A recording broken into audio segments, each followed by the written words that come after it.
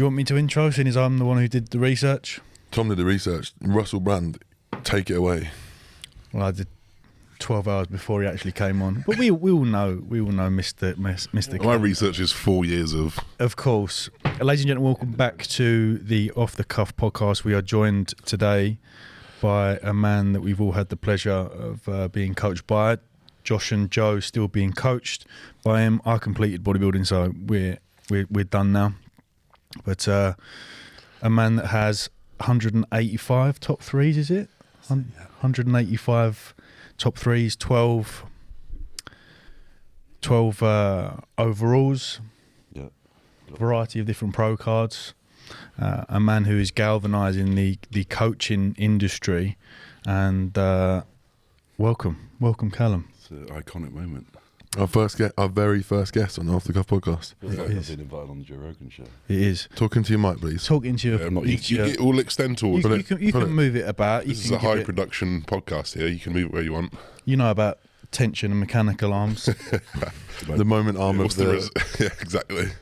Cal, would you like to give us a bit of a brief backstory of who you are? Because obviously this podcast is going to the moon and some people might not know who you are. Yeah, quite a lot of people won't. What, should I go from the start? Or Give us a brief... Yeah, how long have you been in the game? Where did it start? A brief synopsis. So, it all started 2013 in LA Fitness as a PT. Nearly a decade. Teaching spin classes.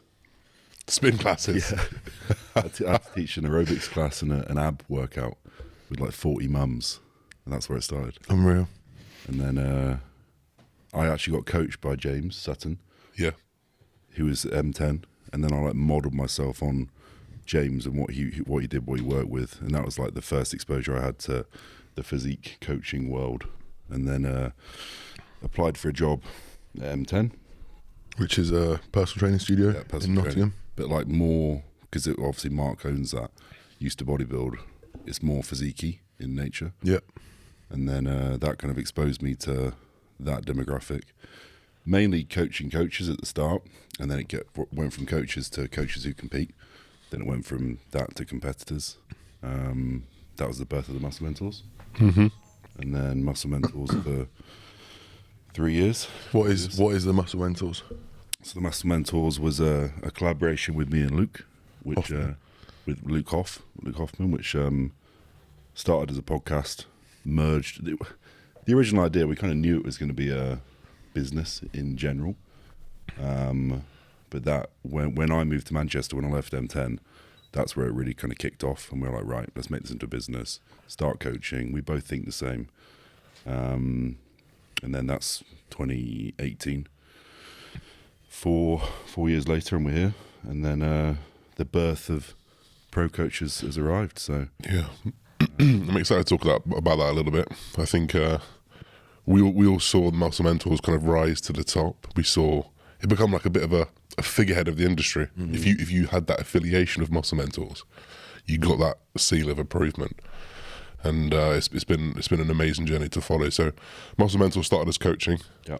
Then it kind of moved into education. Right, yeah, we're good at this. Yeah. People need to learn this. Yeah. You know, so then you started coaching people. Me and Joe have both been to 2, 3, 4 seminars from you guys, as we learn a little bit more how to improve our own physique coaching. And really, for me personally, it was the first type of thing that I saw that was in depth for bodybuilders, for people that want to progress the physique to the optimal. People don't like that word these days, do they? But optimal. And then the education side was born. Yeah.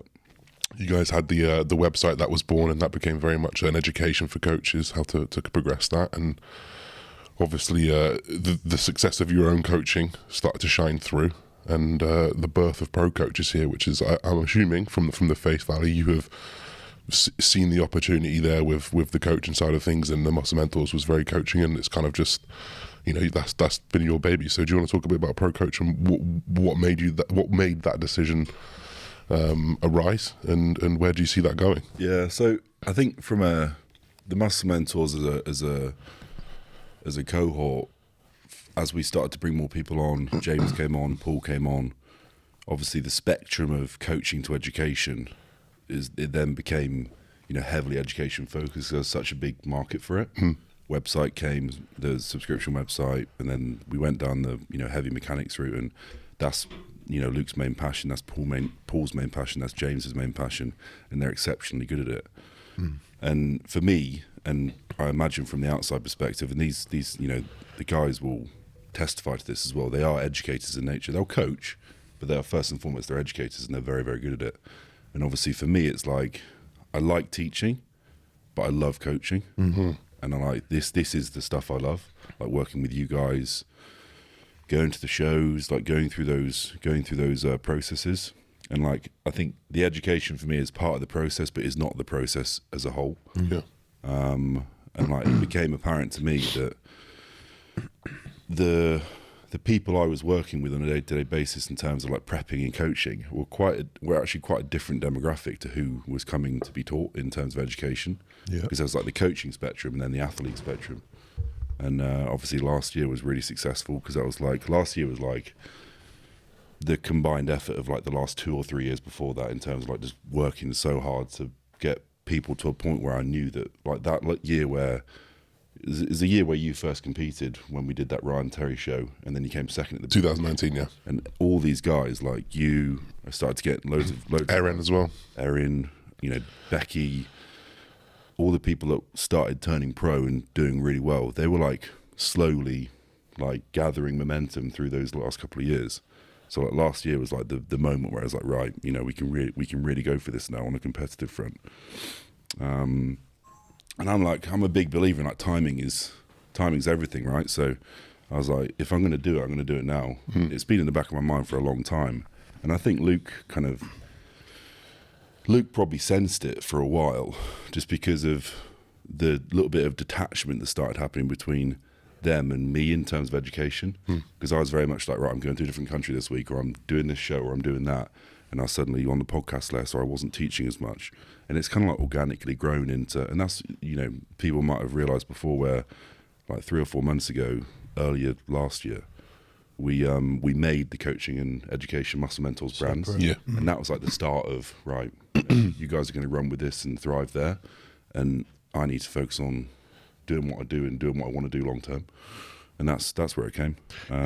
Even from going way back to when I first went to one of your seminars, you weren't coaching me at this point. If it was like when we started talking about coaching, but even then I remember thinking, I bet Cal's going to talk loads on this day, and it was like 2 days, and you just had like a segment at the end.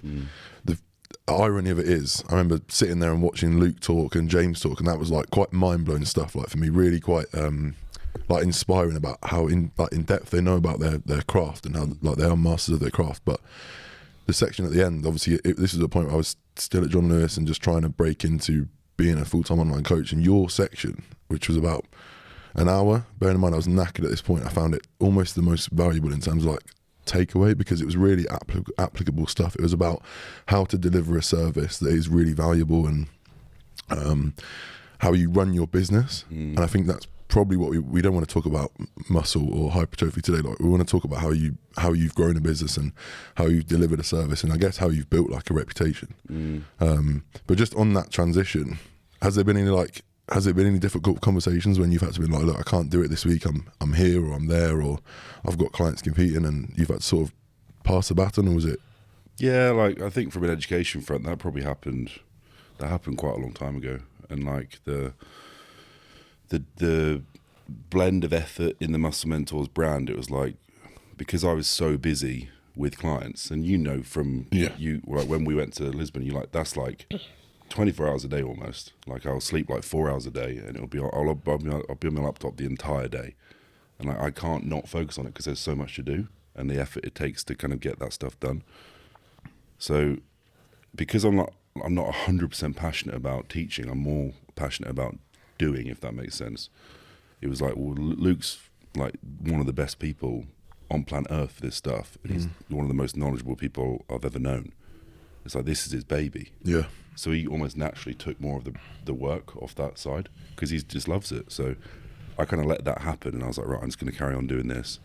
And we didn't really speak about it for a while, and it was like he just naturally did it because that's, you know, the sector he occupies. And then I remember we had one call, like, must have been like maybe September or October last year, and we both knew kind of, he booked in a call with me and I kind of knew what was going on. Oh, that moment. I was like, I know the chat we're about to have. And we were both on the end of the call and we were like, right. And I was like, right. I was like, so I was like, right, we know what this chat's gonna go down. And like for me, it's like the muscle mentors was like my baby, so it was really hard to do. But I think the most important thing for me is like, it's not, and for everyone else to know as well, it's not like the death of a brand. It's like, it's just people go in different directions. And like everyone says, like, don't go into business with your mates. But I think for where I think for where me and Luke have taken it, it's like, I think almost making this decision now is almost the best thing can happen. Because we've done it in a way where it's like, right, this is still productive and it sends both brands in the directions they need to go in, as opposed to almost like me putting it in the back burner and just ignoring it and just getting worse and worse. Because then for him, it's like he's getting more frustrated because he's like, right, Cal's not contributing to the brand. All he's doing is this. So it's almost like it had to happen now. So the Muscle Mentors education is still very much a brand in itself. 100%. And you've just attached and have created this this ProCoach. 100%. Incredible. I think also they're going to feed into each other anyway. There's going to be periods of time where you're going to get clients who go, how do you fucking learn this shit? Oh, well, here's my buddies, the muscle mentors, and there's going to be people who do the muscle mentors who go, I need to compete at a high level, and they're going to go, oh, well, we've got ProCoach, so I think it's still going to 100% to maintain. I think, I don't know if we want to segue to the elephant in the room and the fact that you do work 20 hours a day. I think, like, I think a lot of people ask how. I think a lot of people ask why. So I think those two questions would be really, really good to understand from a lot of people's understanding. How do you find that time? How do you function? How do you maintain that level of focus all the time? Don't know, I've just done it for a long time now. Practice. I just don't think about it anymore. Like, I know what I need to do on a day-to-day basis. It's like, I don't want to fall short on anything I do, if that makes sense.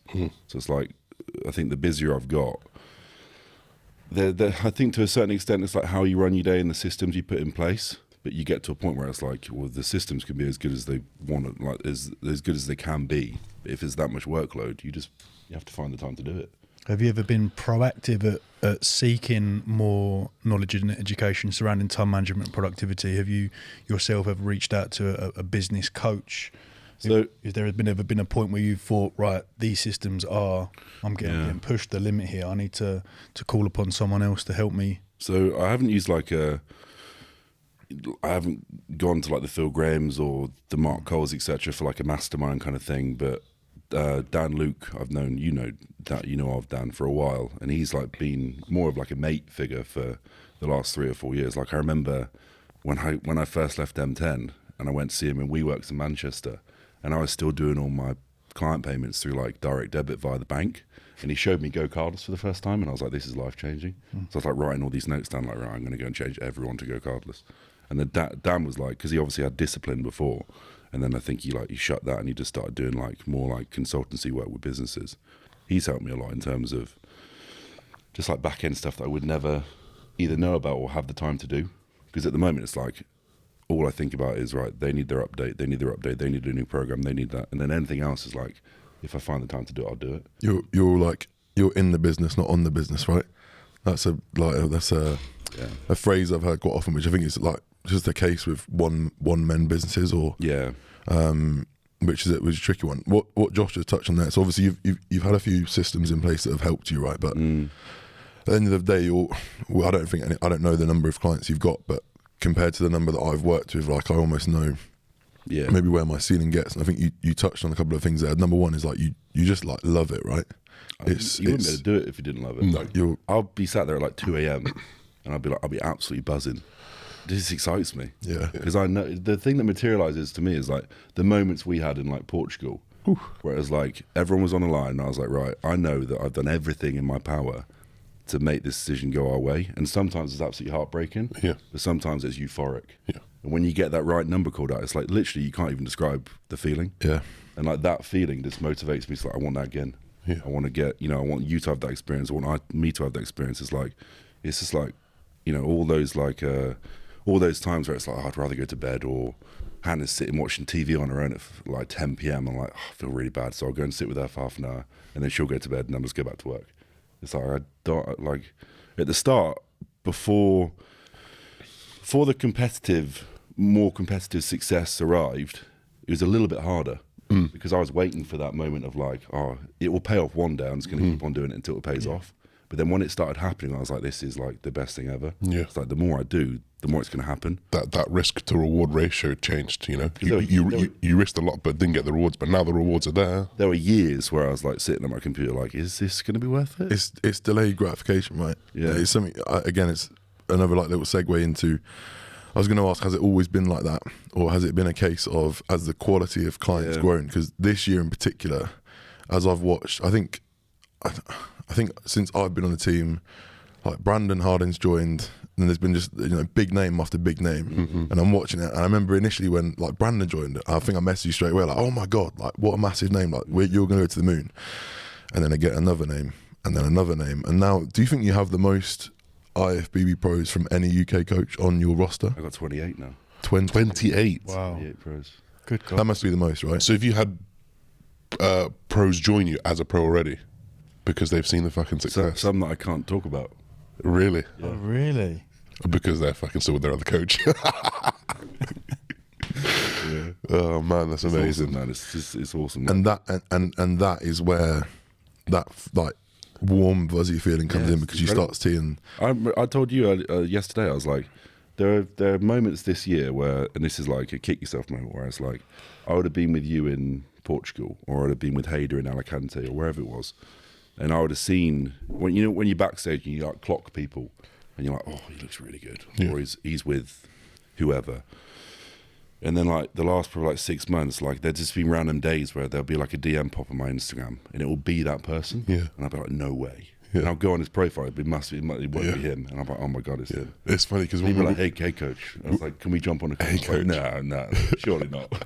It's funny because when we were at Portugal, that was like the start of the run of the shows last year, and I think half the people there were all like, who's this fucking guy? Yeah. And then by the end of it, I'd seen them all tagging you about 2-3 months ago. Yeah. Or 2-3 months later, they'd all started tagging you. Yeah. Because they had all seen the success, and all well deserved. I wonder, do you ever? I think we all see the passion, we all see the hard work. There's no two ways about it. I think that's a lot of pressure to have on yourself at all times. Probably more so from yourself. You probably put that pressure on yourself. I wonder, do you ever crack? Do you ever feel that pressure? Does it ever get to you? Do you ever have moments where you think, fuck, this is a bit overwhelming? Or is there a point when maybe you got to go to Hannah and just be like, look, this is fucking, I got to fucking stop, this is killing me, or this is too much? I wonder if you ever have those chinks in the armour, because we see the big silver shiny knight. Is there ever chinks? I think this has been instilled in me from a younger age, because both my dad and my brother played like high competitive sports. Like my brother played like England rugby for years. My dad played international rugby. That like team mentality and like you just got to get it done kind of mentality has been like instilled. Like my dad's a headmaster, so you can kind of think. Oh wow, is he? Hot damn. It's like headmaster. Yeah. This is what you're going to do, and this is how you do it. International rugby to headmaster to dad. I'm the only male in my direct family that hasn't played international rugby. Really? It was absolute disappointment, Carl. You ought to be embarrassed. Yeah. Can we get your brother on next week? Yeah. I remember I went to Hartbury College thinking I was like, I'm going to be a rugby player. Yeah. I got there and I was like, I'm not that good at rugby. Yeah. When you actually play with people who are good. But I think the pressure thing is like, so like there have been moments last year where like I'll be sat at my desk and I'll have like 3 or 4 names in front of me who are like competing in a week's time, and I'll be like, oh, I can't fuck this up. It's like there are so many people expecting this to happen. Yeah. Like the first time that you did that pro qualifier, I remember like flying on that plane with Andy, and I was like, this is quite a big moment. This in terms of like I can't miss here. Yeah. But then like it's almost like there's this thing in the back of my mind that just says like, well, the pressure means that you're in the exact place you need to be. Yeah. Because if you weren't feeling this, you're not doing what you need to do to get where you want to be. Pressure is a privilege. That's the whole thing. It's like it almost motivates me. Like the more uncomfortable I feel, I know I'm exactly where I need to be. Yeah. In terms of I think this is what Josh has spoken. We've spoken about it quite openly in terms of like mental health on this podcast. I think people have found it quite refreshing and like relatable. In terms of like, I know Josh has struggled with like just a sense of overwhelm. I've definitely felt that before, and there's no way I'm anywhere near as busy as you are, or at least I don't think I am. Has there been a time when you just been like, you know, you wake up and you see however many messages on the WhatsApp, and you're like, how am I actually going to get through all these?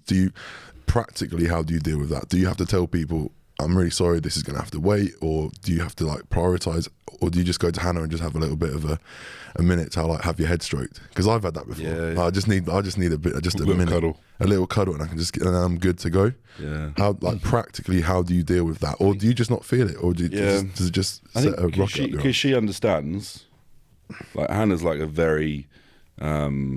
She's quite a unique girl in the way that, like, I don't think any relationship the way we have it would work unless it was her, because she's so what's the right word?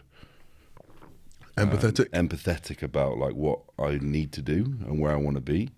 It's like, you know, I obviously work from home. I probably see her like an hour a day. Yeah. Wow. That's it. Obviously, I try and like it'll literally be like she'll be doing what she needs to do. She'll take the dogs out. You know, she'll go to the gym, or she'll go and film Eddie, and then she'll come home, and then she'll like potter around, watch a bit of TV.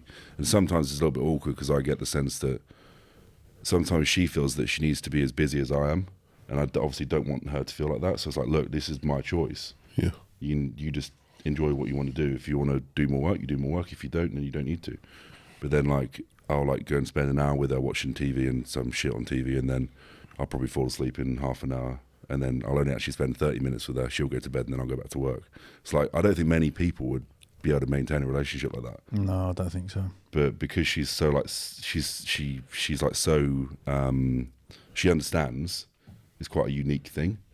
And I think that's one of the main reasons why I've actually been able to do it, because she's like a very supporting figure in terms of like, she'll literally do everything. I'll just sit at my desk and work. Yeah. She'll come feed you. She'll come Water you. Yeah, she'll come feed me or whatever. She'll like come in and like give me a little hug, and then I'll just crack on. It's like, right. Shout out Hannah. Yeah. Big up. Do what I've got to do. Because without you, we probably wouldn't be in the position we are. So Yeah, because I mean that's probably the cornerstone of your success. Like one of the huge building blocks of, you know, along with your hard work and your knowledge and everything, like having that rock there, and just that comfort of knowing that things are taken care of elsewhere. I think that is a huge paramount to your success. So literally, shout out. Less you have to worry about, isn't it? in terms of that, then, so obviously, you know, life has to take like a certain path. Do you think is there like a bigger reason she puts up with that? Is there like I kind of want to dig into a little bit about your future, because I remember you've obviously had a massive impact on me in terms of like, it was a conversation with you that led to me literally leaving my job and pursuing this online coach life. Yeah. And a part of my drawback was like, do I really want to be still doing this at like 40, right? So I thought in my head, am I still going to be traveling around bodybuilding shows at 40? Not sure, don't think so right now, but it was almost like, doesn't really matter, because actually for 5, 6, 7 years, you can put yourself in a whole new like echelon of place.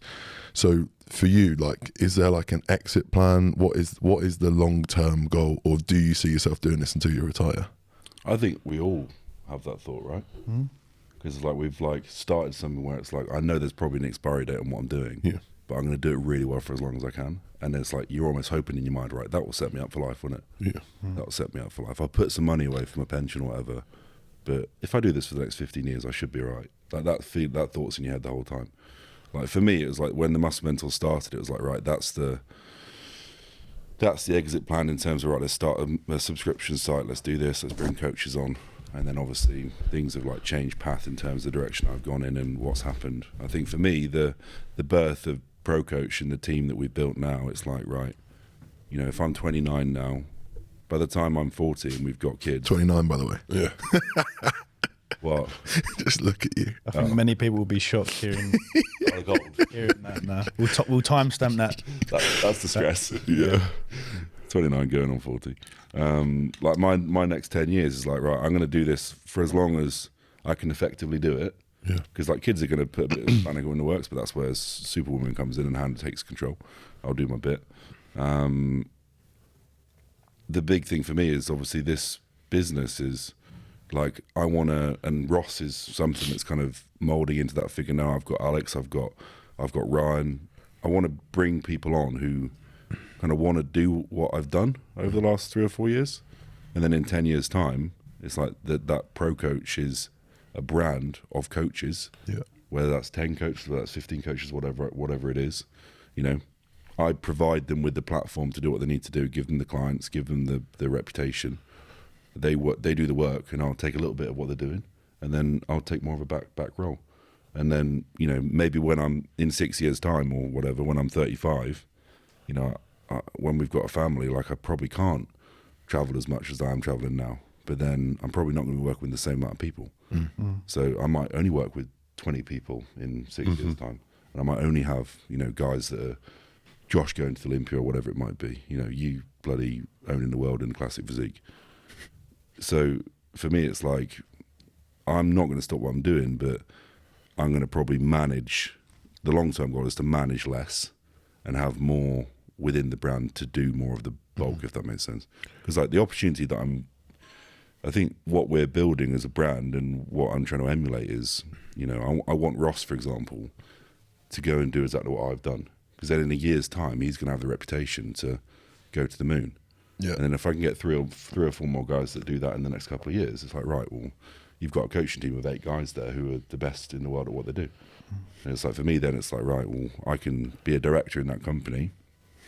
I can benefit from the company, but it's not going to be as time intensive. And then my numbers can slowly start to come down. So that's the long-term plan. That's good. It makes sense. I think you've built a reputation that people will want to do that. That's the thing. How many emails have you had saying, "Can I be one of your coaches?" Quite a few. Yeah, I'm not surprised. Really? Because even I've had a few, and I'm like, I was never even advertising, so I can imagine you've had a lot. Yeah. I might apply. Just this, yeah. Do you want a job? It's just getting the right people, isn't it? It's like, it takes time. Yeah, it takes time. Like I want the 3 to bed in and saturate first, because that was like my original coaching team at the Muscle Mentors. So it's like there's almost like a emotional value in that, in terms of like I want those boys to do well and all be successful first, and then I can kind of start expanding from there. But it needs to be the right person, because there's a certain fit that needs to be fulfilled. Absolutely. It's quite a close relationship, but also you have to really trust that. Or you have to trust all those guys, don't you? Yeah. Because it's your reputation on the line, and we've seen many examples of people overstepping that line. And if it's your brand on the line, then that's obviously becomes a problem. Yeah. Joe touched upon you having to deal with the stresses of that onslaught of waking up and seeing X amount of WhatsApp messages. I wanted to dig a little deep into how you've psychologically adapted or dealt with taking a back seat in your own physique development. Obviously, we all watched your prep, which was incredible, and to see that level of intensity being applied as yourself being a coach.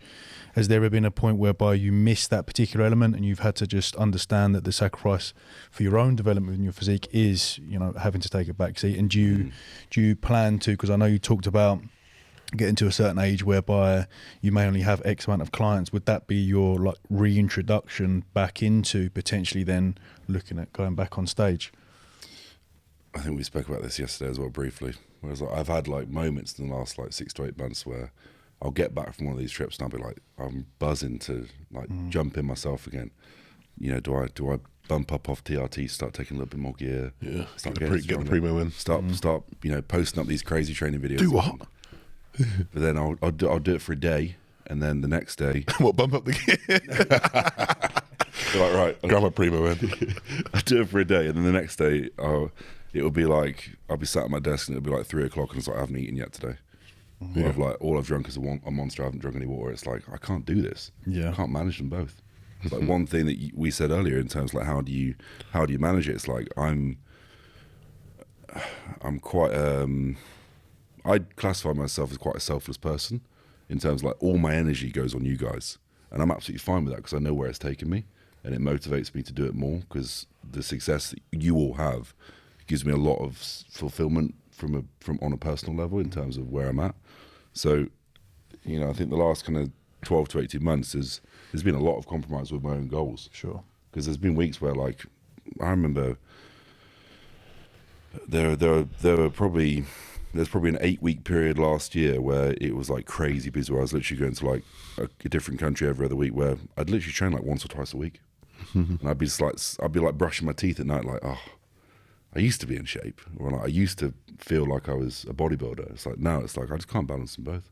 But I'm fine with that, just because I know that there's not like a deliberate compromise that I'm doing, but I know that the more I prioritize what I'm trying to grow, the better it does.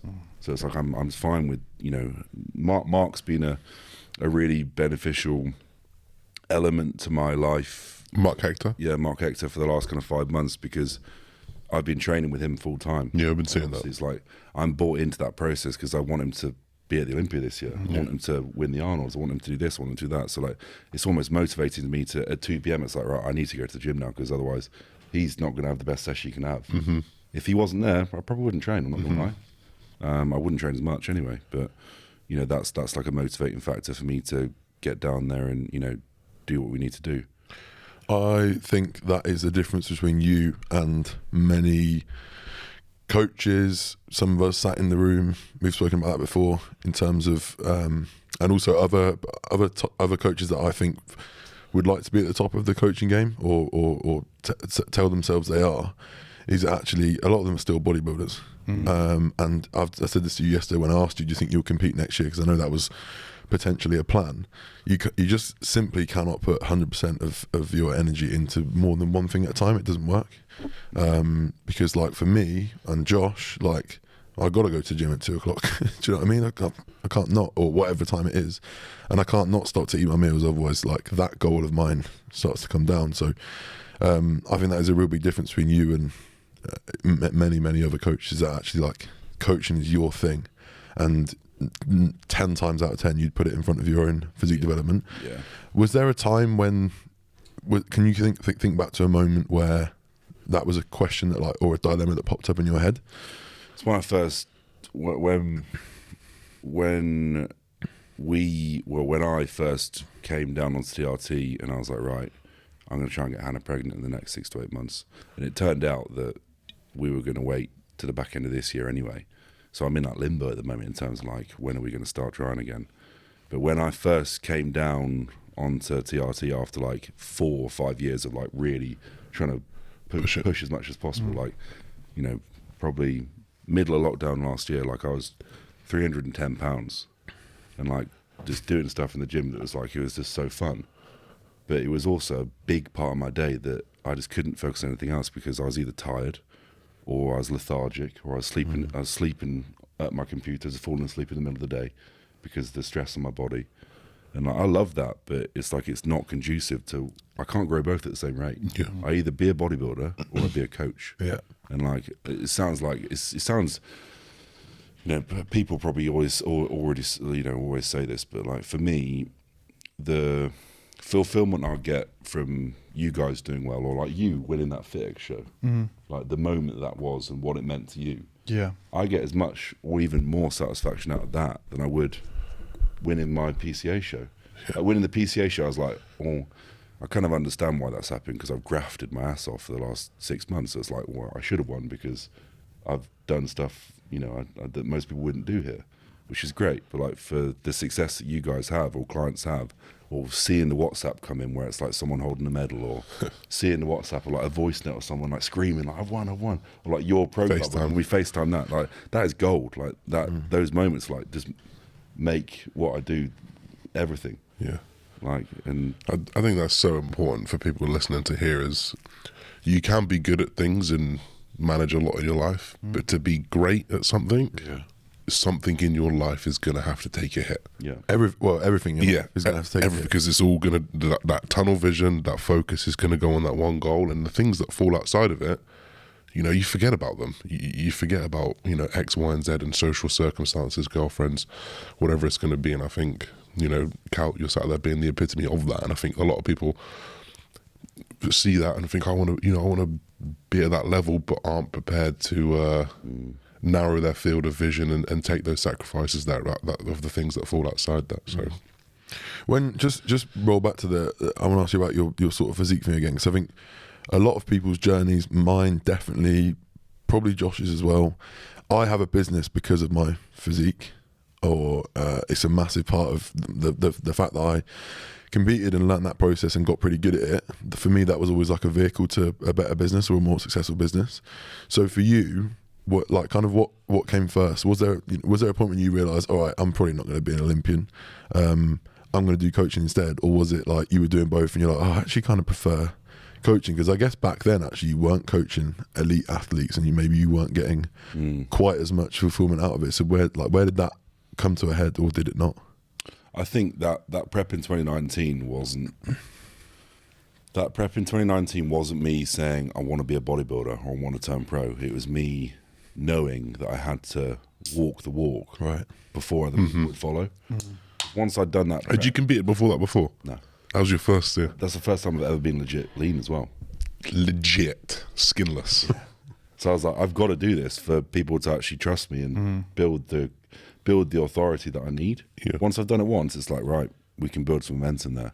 But I remember Jordan telling me, I was like, you're not going to coach those top guys unless you've done it. Yeah. And I was like, right, well, time to do do it then. You know, that was like rite of passage. And I don't necessarily believe in the you've got to be in shape to be a good coach or this or that, but I do think there's a certain level of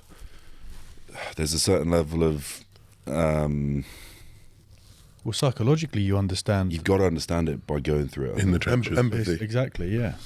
Yeah. And I think it's almost like the people that I coach, or at least initially after I competed, when I started to get those slightly bigger names or, you know, slightly bigger goals or people trying to turn pro, etc., you kind of, you know deep down that they have a greater level of respect for you and your words have more weight because they know you've done it. So when I tell someone, right, this is what you're going to do, or this is your food for the day, or this is the amount of cardio you're going to do, or this is your training, because they know, oh, Cal's been there, he's done it before, so he must know what he's talking about, or he must know this is going to work, or he must know this is needed. Because I've done it, it's like, right, I'm just going to do it. And then once they've done it, it's like, right, they start to see the response, and then they don't question it anymore. Yeah, I think it's really important. I think as you're in a position whereby you've pushed up to really extreme weights. I've done both sides. You've moved incredible weight as well. We've seen that, and so you do you are sort of like a beacon in terms of like you said, you are a bit of a beacon in terms of the extremes of bodybuilding. Yeah. Like you might not have gotten to the top level, but not for the want of I wouldn't say not for the want of trying, but at least not for the want of like giving it a go. Yeah. You know, you won your show and you were absolutely peeled. Like, no, I don't think anyone could have said you could have done this better or you could have done that better. You might need a few more years to grow more muscle, but obviously coaching now comes first. And as we've just said, no, you can't do both. I don't think, not to the level you're doing it anyway. Yeah. Like I don't have the whole like, oh, are you going to compete again? Or people see me training again, and they're like, right, when are you going to step on stage again? It's like, Goals bigger than that. Yeah. It just goes beyond that now. Yeah. Just goes beyond that. I don't feel like I've got anything else to prove by stepping on stage again. And I also know that if I was going to step on stage and where I want to take it, I wouldn't be able to coach and do the stuff I do at the moment in terms of coaching to the same degree just because of time. Yeah. So I don't want to cause any compromise to where that's going because it's moving in the direction I want it to move in. So it's like, right, well, this is what you do now. Yeah. I'll still train, I'll still live the lifestyle, so to speak, to an extent, but it's like I'm a coach first and foremost. Yeah, and I don't think you need to. Like you said, you've proved your point, and now almost you've commanded more respect for going into that kind of that full-time coaching role. Like for me anyway, because I've seen that development. I have more respect for you, the commitment, the coaching styles that you go through now. You know, even more so than when you were competing, just because it's very, very evident that is your sole your sole ability to perform at that high level as a coach is more respectful. It's kind of more so than if I had like an Olympian as a coach. Almost like it's like I almost feel like if you are an Olympian, if you are a top level pro, can you really like give me that effort that I probably deserve or need? Yeah. Like probably not, because like we said, it's so demanding. Yeah. And like I wanted to segue a little bit just onto coaching styles, because like I think one thing that Cal is, for me anyway, like because we talk about how you would talk to him and how you would talk to me and how you would talk to Tom as well, when we've all got varying levels of of goals, varying degrees of whatever we're trying to go for. Do you think that like, have you worked hard at your coaching style, or do you think like it just comes naturally for you? Because the way I would describe you, and I kind of threw this in the group before when we were talking about how we were going to approach this podcast, you're a bit of a chameleon, where you can change how you are with each individual, and you can get the best out of someone because of that. Did you ever like sit back and think, I need to get better at this, or did it just come naturally, or kind of over the experience? Yeah, I think a bit of both. So I think the fact that both my my childhood and my parents being teachers has been like, because there's always been like a, I don't know the right way to say this, like people, and like being a people person has always been like quite a big part of my life. Or like team sports when I was younger, and you like mold within the team, and you want to see, you know, all elements of that team succeed, and you've got to like know how to deal with different people. From a coaching perspective, to get the most out of people, you have to speak to them on their level, and like speak to them in a terminology that they're going to understand and they're going to respond to. So like, I think probably at the start when I was at M10, or maybe a little bit later when I kind of first went online, I was a little bit more in the realm of like, right, this is, you know, we kind of come up with this optimal situation where it's like, right, this is how I do check-ins, this is how I run the diet, this is how I do the training.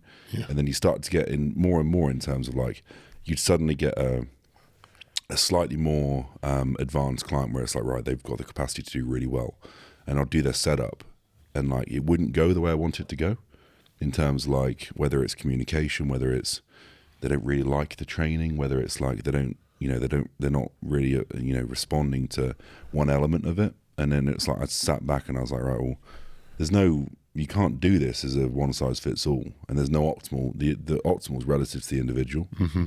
So like within that initial process of working with them, or whether it's on the consult call or asking what they're doing now before you start the process, you kind of get a sense of what they're comfortable with. And now it's even a case of like, who have you been coached by before? Because I know how they coach. It's like, well, I'm not going to drastically change how I'm going to start this with you, because it's going to be too much polar opposites. So if they've been coached by that said name, it's like, right, I know how they coach, so I'm going to start this in this way, so it's an easy, smooth transition. Then I might be able to change things over time, but I'm not going to do it at the start. But like, I think for you guys, it's like when you were all in prep, I used to speak to you a lot. Yeah. Like for both of you, for Tom, it was everyday check-ins at the end of that process. Yeah. For both of you, it's probably multiple times a day, every day. All day, every day. You start to get to know people really well. And like you start to care for them, you start to feel empathetic about the situation you're in, you start to really buy into that process and buy into the person. So like, for me, it was like, yeah, I'm your coach, but I'm also speaking to you as a mate. So I understand you. So I know how to intrinsically get what I need to get out of you, if that makes sense. Whether you're aware of it or not, there's like, part of me is like, I care for you because I see you as a close friend, but also part of me is like, I know how to speak to you now to get the most out of the situation you're in. And then I know as soon as I sent that text and you've read it, even if you don't respond, it's like, right, that's the response I needed to get, crack on. Yeah. Just on that, in terms of like empathy and then also communication styles, I think the thing that shines through for you or from you as a coach to me all the time is empathy. I think over what are we 2.5 years now, coming up for 3 years. Those are rookie numbers, man. There's a rookie. You gotta get those numbers down. I just think that your level of understanding for other people's situations and problems is something. I've not actually worked with loads of coaches, but I know I try and put it across in my coaching, and when clients come to me from other coaches, I'm like, I kind of know how that went, like you just said. And I think your like I said, your level of understanding and empathy is something that shines through more than I've seen from pretty much anyone else. And I try and sort of model myself on that as well, because I know, let's say for example, you literally mentored me throughout that whole process of going from. So I came to you as a bodybuilder that worked a 9 to 5, right? Pro bodybuilder 9 to 5. I'm now a pro bodybuilder who's done placed in a top show, but fully worked for myself. You've gone through that whole process, and I think you've understood at times, and I've been like, Cal, I'm so fucking busy, mate. I'm trying to build a life here. And you're like, that's all right.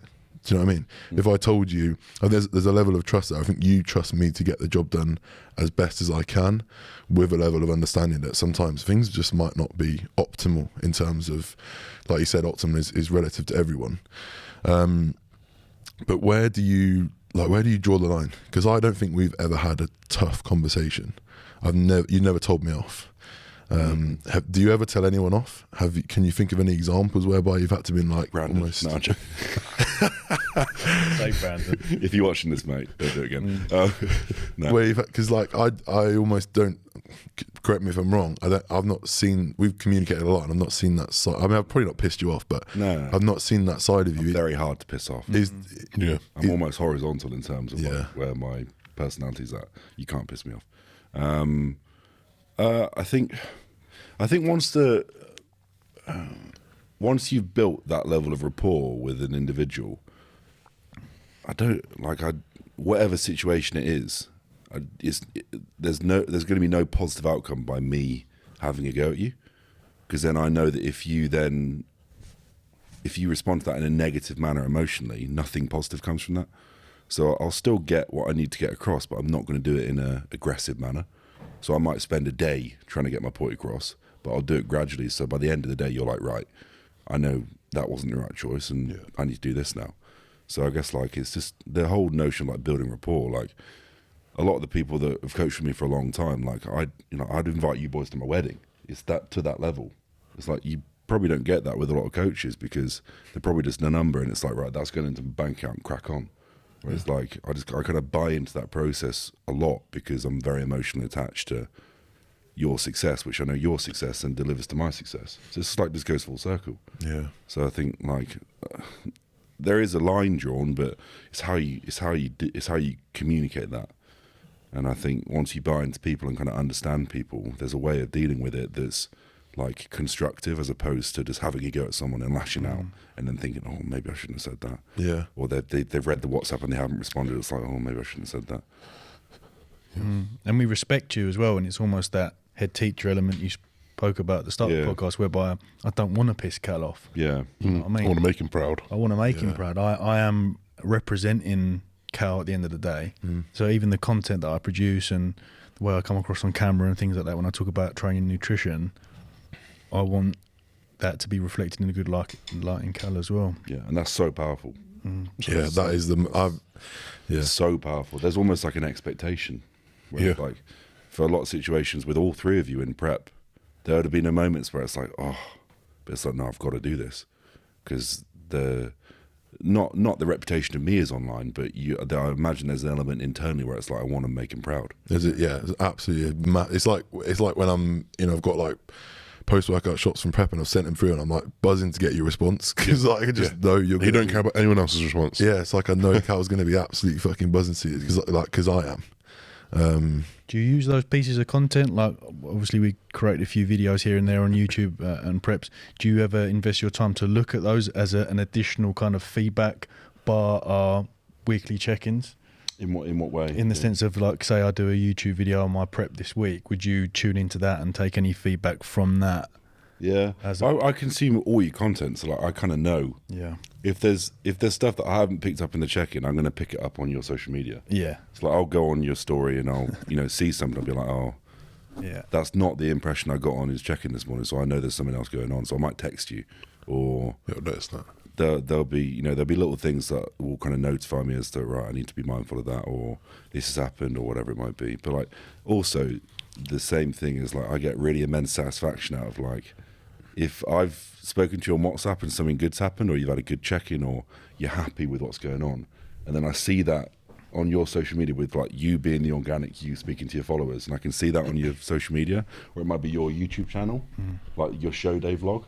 Like for me, that's like I just get the best feeling out of that, because it's just so sick to watch. Because I know like how much that meant to you. Yeah. Seeing the actual fruition of it all happening, kind of knowing the outcome already, but watching it, it's like watching a movie where something's going to happen. Yeah. And you've seen everything that's gone into it. Exactly. Yeah. You know the meaning behind it. Yeah, that's great. I think like, kind of keeping on that point of managing different people, I think in the industry at the moment, and we've talked about this, but behind closed doors, there's a lot of we've coined it as toxic positivity. Yeah. So there's a lot of let's throw the smoke up this guy's ass to make him feel like he's going to do X, Y, and Z. Yeah. I think my question is like, and this is, I think it's a hard one for all coaches. At what point do you hold back on so much? This is yours, mate. You know, you've got this. You know, because for example, last year when I won that pro card, you said you're going to get it this year. No matter what happens, you're going to get it this year. I think, you know, a lot of people want to hear that from that coach, and sometimes maybe they give it to them, but potentially it's not like the right time to give it to them because they're not ready yet, or mentally or physically. So, you know, where do you draw your line for those people who come to you and say, "Cal, I want to win a pro card this year," but perhaps they're not there? You know, do you draw that line quite easily and comfortably? I think it's easier now because I've done it. They kind of understand that I'll understand the process. So if I say, you know, I understand that's a long-term goal and this is how we're going to get there and this is the process you're going to have to go through, I'll happily say it's not going to be this year. It might be this year, but don't count on it because there's work and there's something you need to fulfill here that takes time. Like for you in that season last year, we'd already gone through that process once. So I knew that once you'd done that off season, the next time you competed, you were probably going to turn pro. So like for me, it's like by me feeding you that and by me telling you it and confirming it and making you have clarity on that, it almost made you believe more, which is such a powerful thing. Like you backstage, like ready to go on stage in that overall in Lisbon, like I'm ready to fucking like run through a wall here. Yeah. You were there. He was like off his nut, like backstage, like I was charging. You were like tearing down that room, like just doing pull-ups off the fucking coat rail. Like, let me in.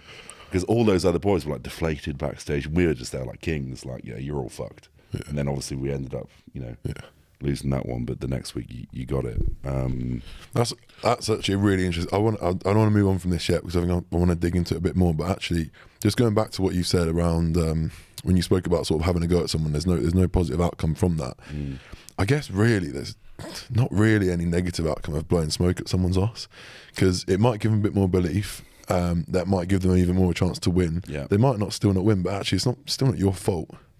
I think that the conflict for me is actually I just feel like I'm a very, very honest, heart on my sleeve, like I'll just say what I'm thinking type of person, which I think holds me back. I think you're the opposite. And like I say, I don't think this is necessarily a bad thing, like, because it's not really going to get you anywhere bad, but like, do you think that's a weakness? Do you think, or something that you could improve upon? Could you be more harsh?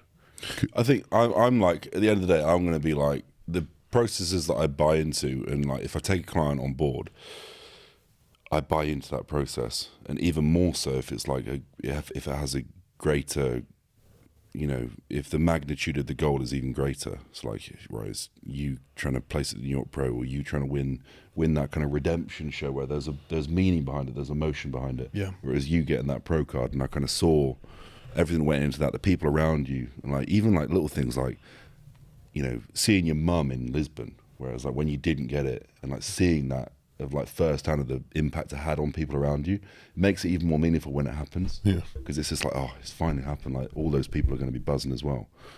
I think like I'm going to be the client's biggest fan, but I'm also going to be a realist as well.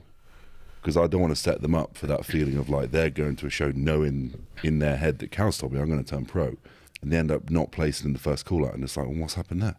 So for me, it's like you've got to praise the progress first and foremost, because they're moving to the direction they need to be in, and then when you know it's close, then start telling them that right, it's within reaching distance now. Yeah. Like when you were digging in that prep before for FitX, and you're like, I don't think I'm going to be ready, Cal. No. You're like, you're going to be ready. This is what we're going to do to get there. Yeah. And you were like, there must have been times in those check-ins where you're like, I'm not sure I can do this. Well, I said the previous week that I only sent. I used to make excuses prior to sending over physique shots because I hated the way I looked. You know, and I remember talking about how you kind of inject that level of realism, I remember a few weeks out, you asked me, would you want to take DNP? So you know, you're asking me, not telling me. And that is a psychological trigger for me to go, fuck, I don't want to take it, but because Cal said that, I'm going to ramp the intensity up. I think I said there are two options here. Yeah. I was like, we either do this, or you take DNP, or we're going to hack our way there. Yeah. And I took the harder, arguably the harder route by going, right, I don't want to touch that. I'm going to do 2 lots of 40 minutes on the fucking Stairmaster a day. Grind. And grinded for it. I think that's the difference though between us three, as in not just us three, but us three, you know, as examples in the room. We will always pick faults in ourselves, and I've said this from day one. Well, not day one, but a long time being in bodybuilding. It's like this X Factor effect. You ever used to watch X Factor? Yeah. You know the guy that goes on stage and he's fucking dreadful, but his mum's told him he's great, and he goes up there, he gets absolutely slated, but he still believes he's great because his mum told him, no matter what Simon Cowell said. There's the other person that thinks they're terrible, they're shy, they're a bit, you know, sort of, they almost talk down to themselves. They go out there and they're like, oh my god, they've blown everyone away. I think that's a really important trait for a bodybuilder to have. There needs to be a level of like realism and not toxic positivity in terms of like, Josh is like, he's in his off season, he's looking like the biggest he's ever done, he's the leanest at this weight, but I know he doesn't love how he looks, he can't wait to be shredded again. Even when he's shredded, he's going to be moaning about something. And it's the same with me, same with Tom. There's a problem. The problem is the flip side. There's this big flip side in the industry where, I said it to you yesterday, didn't I? People just do not understand the size of the mountain that they need to climb to get to a high position. And like, how do you tackle that as an empathetic, as an empath, as a people person, as someone who probably filters what they say? Because like you said, is there any good in me telling them that's not going to happen? Or is there a right time to say it, I guess? Yeah, I think it just goes back to the concept of like praising progress.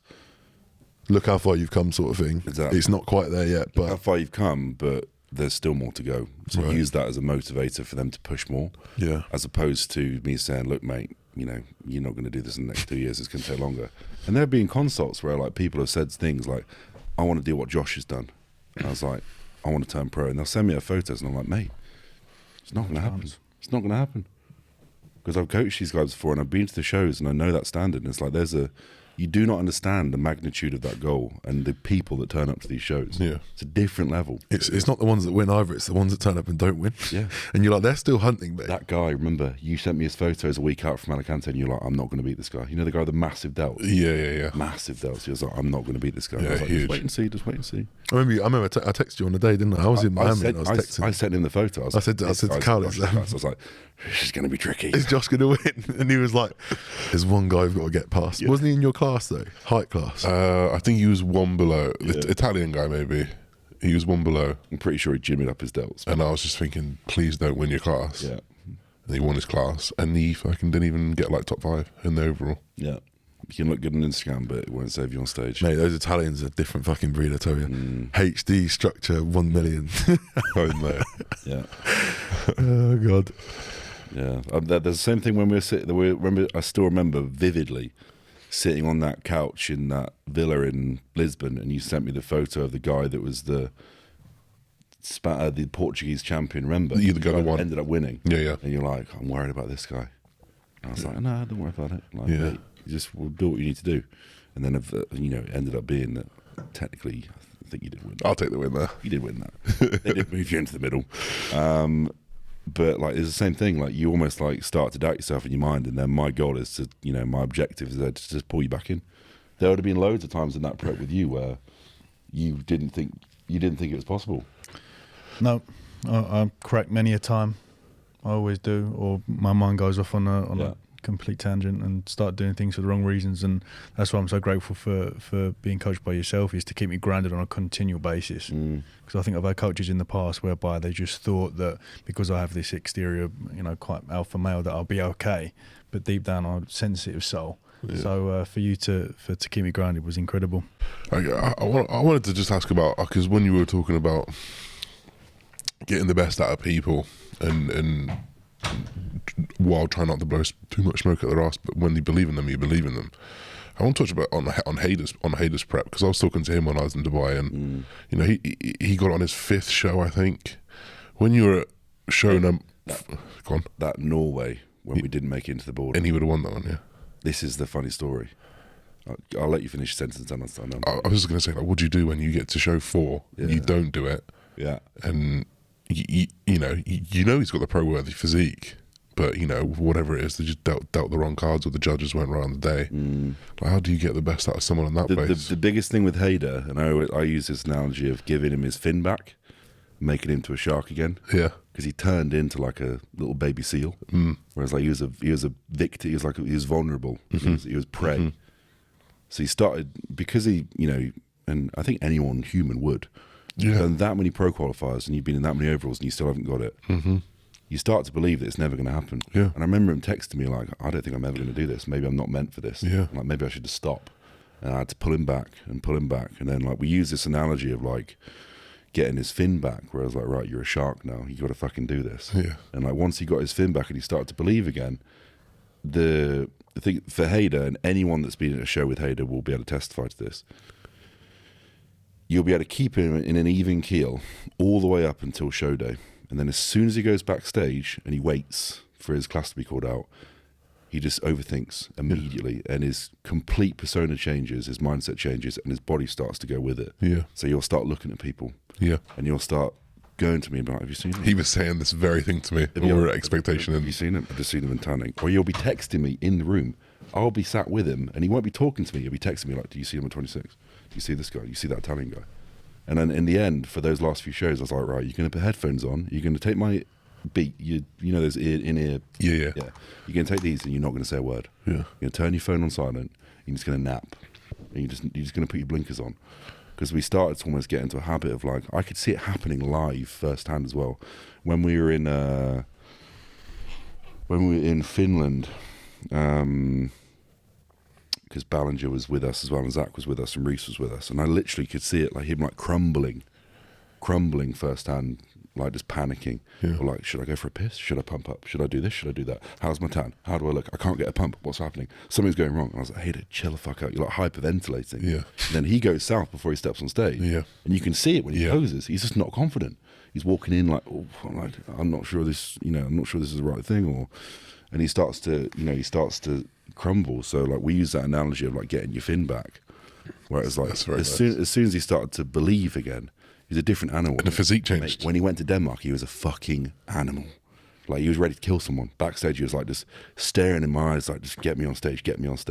And Momsey, the black lad, he's incredible. Like oh my god, this is that guy that you commented on the other day. He is unbelievable. Fuck men's physique. I coach him now. Yeah, I've seen We're that. going to do the Sweden show. So anyone doing Sweden, you're fucked.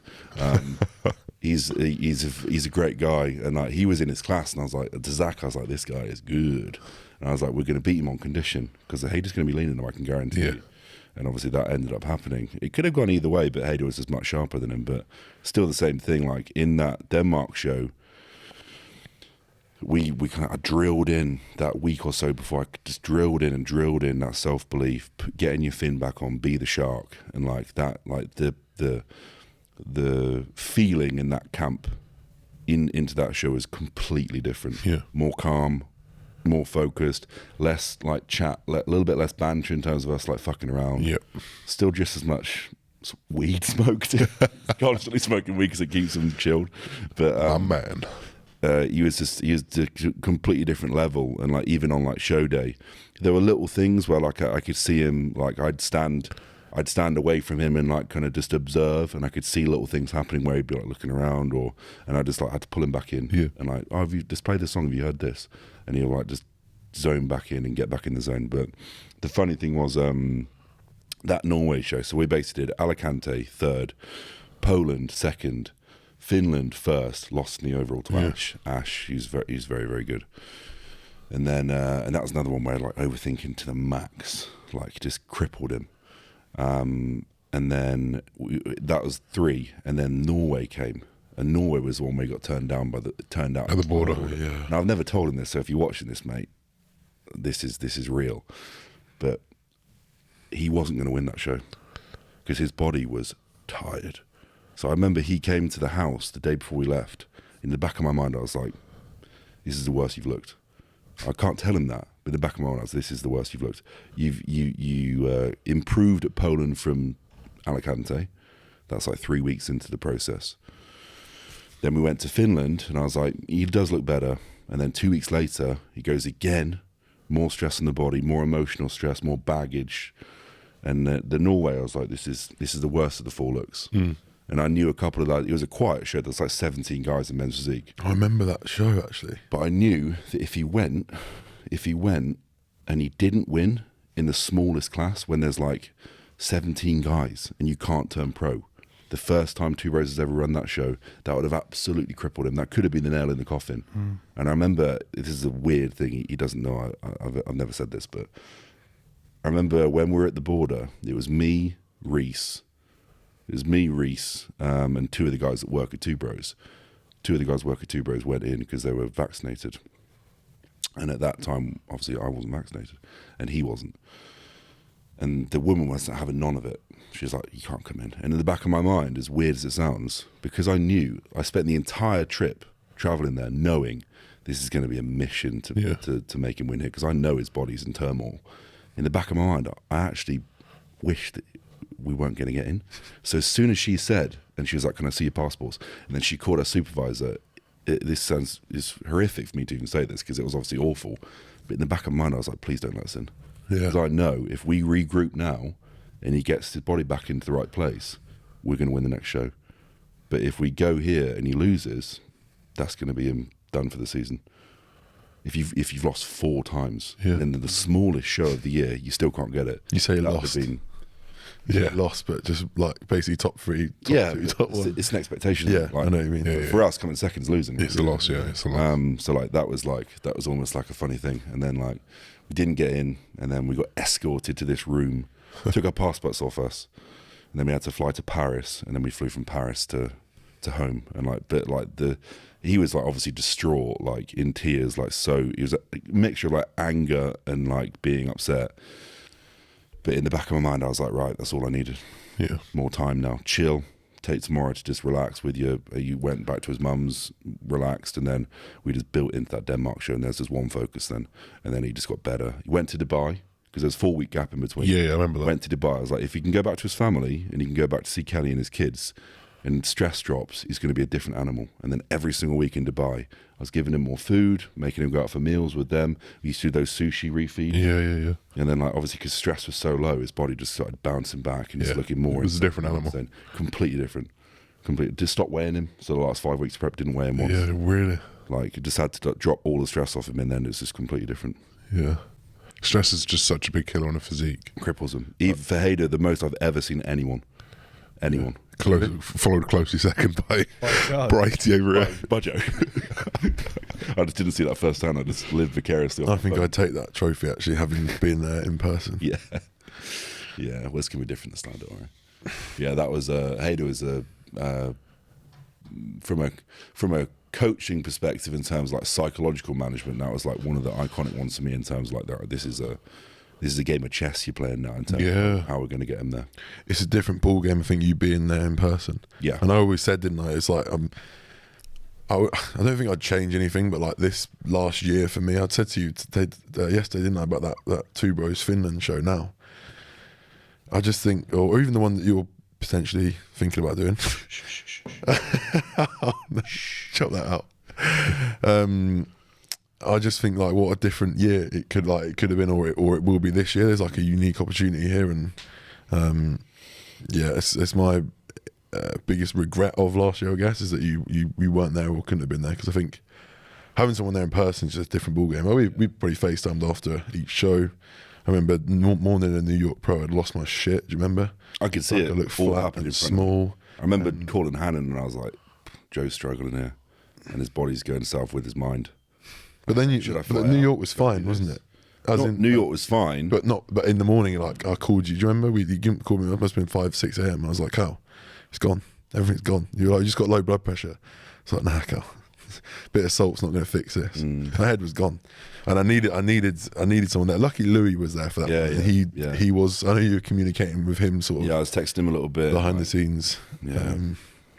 But yeah, it's crazy, isn't it? Because it's online coaching, but actually when the push comes to shove, like Psychiatrist as well. being in person. Where do you think you learn that? Is that just a gradual experience over the years for you to then be in a sort of comfortable position to take that role on board? Because it's... I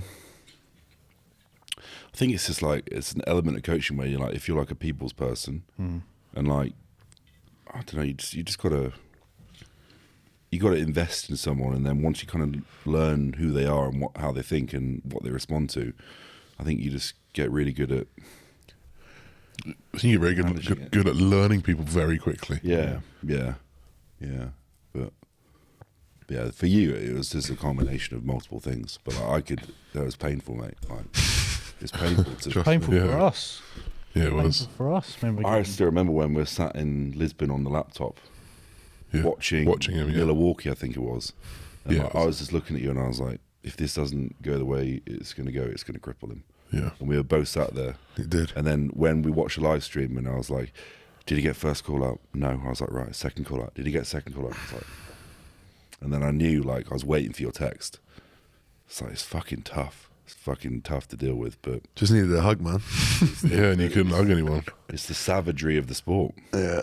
You get sent back on stage, and it's like, right, you're just left with your emotions there once you get on stage. You've gone from this like ultimate high to then like, fuck. Yeah. And then for you boys, because your obviously social media presence is so big, I've got to tell 50,000 people what I've just done now. Yeah.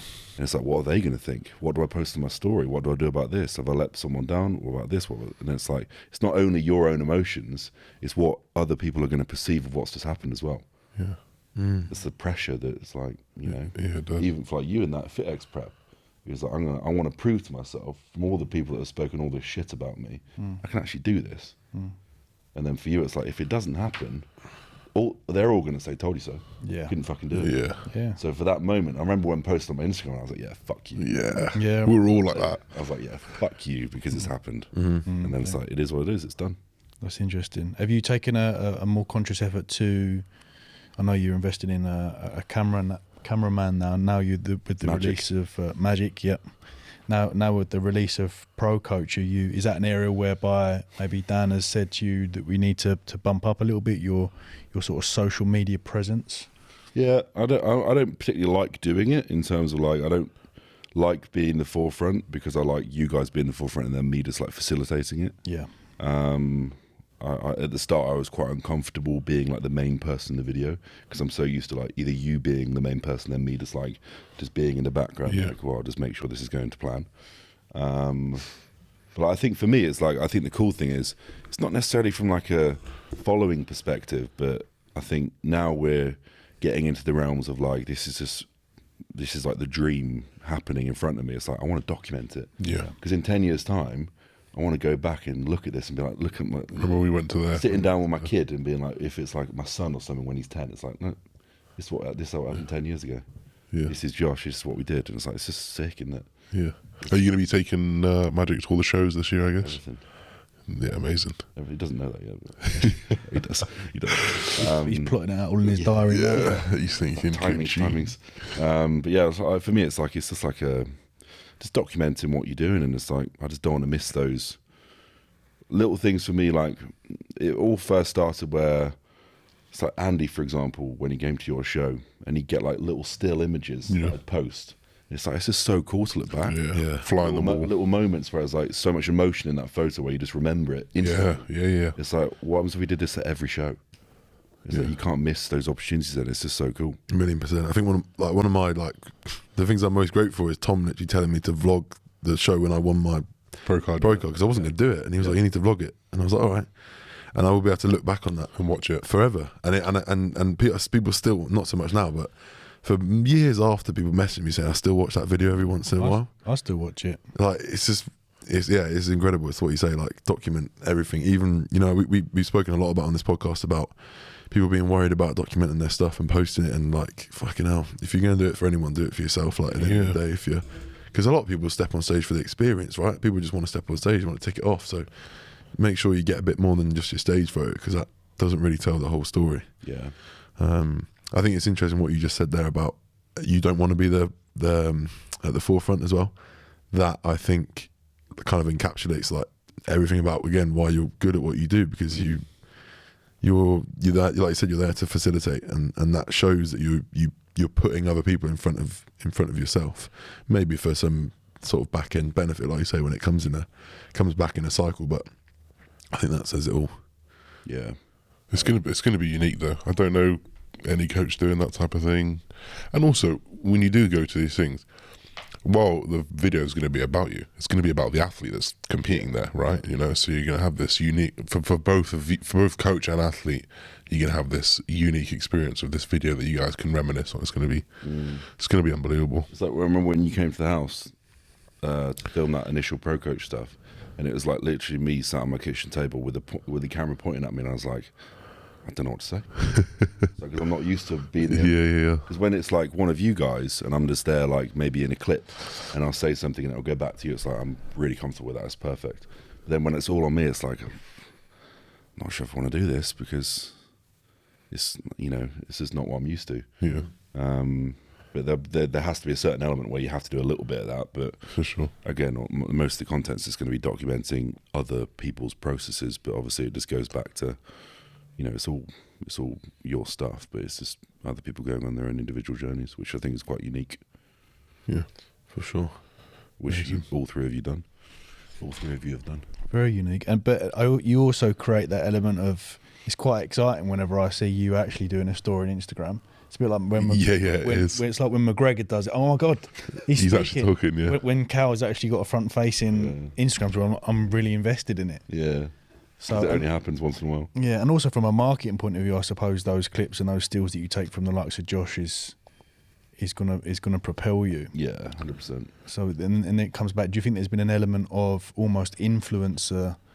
You know, when you're taking Brandon Harding on board and he's saying this is my new coach, do you see a knock-on effect of an individual like Brandon then seeing an increase in your coaching demand? Yeah, I think like, especially from a following perspective, like I remember, this is funny, so like, this is when you start to get like a glimpse of like how powerful it is. So like when he was at the qualifier when he won the overall, and we were like sat in his car, I remember it was like me, Geordie, Brandon, and The visual guy. Yeah. Videographer. Zane. Yeah, Zane, that's his name. And we were sat in his car in the car park at Lee Valley Centre or wherever it was for the Two Bros show, and he was like, I want to try and live stream it. You shouldn't live stream Two Bros shows, but you're not allowed. But I didn't actually end up live streaming in the end. But he was like, oh, why don't you live stream on your phone, and I'll just go on my Instagram now and just be like, look, tag me, Cal's doing a live stream of my show, just go on his page to follow it, and I'm on stage in 2 hours. And I remember I got that notification of him doing it for me, and I got 9,000 followers in literally 30 minutes. Like my phone was going mental, like bing, bing, bing, bing, like numbers, like you know when you like open up your phone, it says like notification with a little icon of a person, and it was like every time I did it, it was like 600, 500. I was like, what the fuck is going on?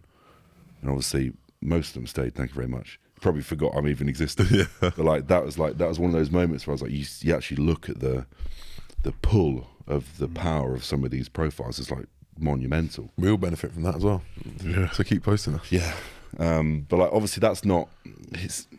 It doesn't really mean anything because they're not really people I'm going to work with. Yeah, it's just a number and it doesn't really mean anything. But like even like we can't all deny like Instagram followers and like what people perceive when they go on a page and they see 40k or they see whatever. Yeah, it's just like social proof. Social proof in that.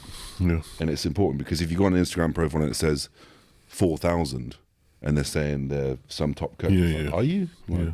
It's very true. It's as much as it shouldn't necessarily mean that, people think that way. Yeah. So, do you curate the athletes you take on now? I'm assuming you get a shit ton of applications every single day. yeah. And obviously you've just launched ProCoach. I saw that you had hundreds and hundreds of people apply. So my goal with that stuff is obviously just like to get the higher quality clients and then just distribute them into the team, and like just to continue doing that for the next 5-10 years. Yeah. Because then by the time I've done that, there'll be however many coaches on the team, all busy, and then like I said, I can kind of run my exit plan where it'll be right. I'm going to bring my numbers down from X to say 15 to 20 people, work with less, Shotgun. I'll have one of those.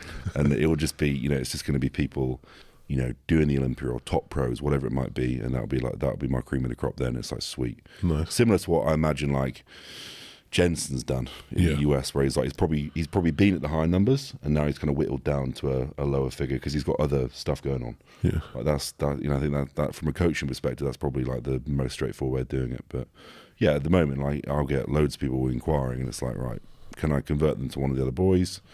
And it's easier now because as they're starting to get more social recognition and they're getting really good at what they do, it's like there's less of a barrier. Yeah. So I only want to work It's easier for someone to... I'm not going to work with someone else. Whereas now it's like there's a little bit more wiggle room. And like they're all doing really well. So it's like, right, well, I can work with Ross and still get the results I want to get. So right, it's fine. There's less of a barrier. But I have people message me asking if you're taking on clients. are you serious? Yeah. I have that at Crayford. A couple of blokes said, "Can you ask Cal?" I said, "You ask him." Yeah. And then he did, and he's like, "I've got a 12-month waiting list." Yeah. So I said, "Speak to the Josh wait or list is Joe." pretty hefty. Unless you're an Olympian, I might find room. Carl, I wanted to ask some of those sort of generic questions that I think people probably want to hear the answers to. Like, for example, I understand who have been like the most influential people so far for you to date that have sort of helped you shape the person that you are, or the bodybuilder or the coach that you are. Obviously, you mentioned your dad and your brother. Yep. James for sure. James Sutton. And like, I can't go without saying it. The experience at M10 and the opportunity Mark gave me was a massive thing, because that was literally like, obviously Mark Coles, who owns M10, was like, that was like the platform I was fortunate enough to use to start educating coaches, to kind of start getting known in that realm, and start kind of like the ironic thing of like calling yourself a physique coach as opposed to a personal trainer. Yeah. That was that transition. That was the start. So without M10, like that was a big stepping stone for me in terms of like the direction I wanted to move in. So like Mark for sure, and I think he kind of believed in me to an extent at the start of that process at M10, which kind of he probably gave me more opportunities than most to get in front of people, which was a blessing. Jordan. Yeah. Obviously, Jordan prepping me. Obviously, I've just signed with JP and Jordan Peters, JP. I think most people in the world know him by now. That's a massive opportunity in terms of like him coaching me, and he's always kind of supported me on I know him well now just because of like obviously the time we spent in Manchester, and it was before it was almost like he was this like mysterious man that you'd see on social media and then he'd disappear again. Yeah. Whereas now it's like knowing on a personal note, it's a really powerful thing. And Jordan's another guy that like just wants the best for the people around him, so it's quite a contagious thing to be around. Who else? Oscar. Oscar. I lived with Oscar for a year and a bit in Manchester. Oscar's someone who's very close to me, and he will be forever. Hannah, obviously, support-wise there. The time I spent with Muscle Mentors and what we built within the Muscle Mentors with Luke, again, is invaluable in terms of what it's allowed me to do now. And then, as cheesy as it sounds, like the success of all of you, because like that's the biggest organic growth factor ever. Because all you guys have your own profiles with your own followers, and then as a result of you succeeding, I've kind of been able to feed off that with my own growth, and that's it's a massive part of it. People don't really understand that, but with the kind of social media driven world we live in now, if you're playing a contributing factor in other people's success, you're gonna get a little bit of that success as a result of that. So just being affiliated with it's a powerful thing. So the more you guys succeed, it's like I'm already invested in your journeys, but there's an added benefit of the more you succeed, the more I succeed in that regard. I'm trying to think. I'm worrying now if I've left it off the list. Yeah. People are going You'd be in DMs. What about me? But yeah, like that's probably the main bulk of it. good. As long as we're in there, that's all. Yeah, that's actually why I asked the question. I don't actually care. I just need to hear us in there. And then this is like such a classic one, but I feel like it needs to be asked. As probably the pioneer of online coaching in the UK, maybe in the world, I just think that remains to be seen. Definitely, agreed. What do you say to young people that that want to become, because everyone wants to be an online coach. Nobody wants to have some heavy ass weights. What would you say to a young online coach that just wants to be in your position or half the man you are? I think the word you used was galvanise, was it? I saw that on Instagram. I was like, oh, that's a nice word, isn't it? Yeah. Galvanise. Galvanise the game, man. Google it, see what it means. The chemical moment comes up. Dun dun dun. What would I say? I think the important thing to consider is everyone you're seeing who you idolise and find inspiration from was once in your shoes. And you've got to, what's the saying? You say you've got to eat something before you can eat caviar. Shit, mate. Eat shit Eat before you dirt. can eat caviar, or eat dirt, whatever it is.